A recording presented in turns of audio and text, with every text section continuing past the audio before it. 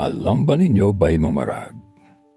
Kilalanin ang isang lider na bayani sana, ngunit nilamon ng kapangyarihan at giyera.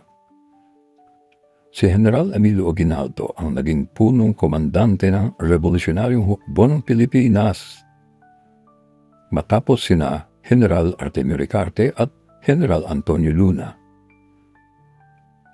Isa siyang batang lider mula sa Cavite at naging pinakabatang presidente ng Pilipinas sa edad na 29. Matapos ang pagkamatay ni Luna noong 1899, si Aguinaldo ang personal na namuno ng hukbo.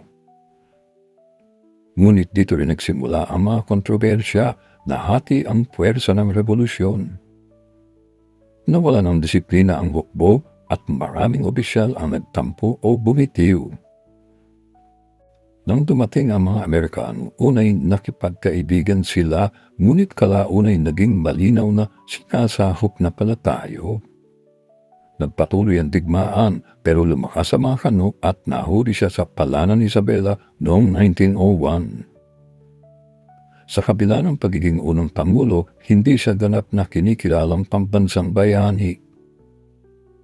Dahil sa mga desisyon niyang pinagdududahan gaya ng pagkamatay ni General Luna, pati ang pagsuko sa mga Amerikano. Ang pamumuno ni Aguinaldo ay may pahid ng kontrobersya. Ba'y mamarag?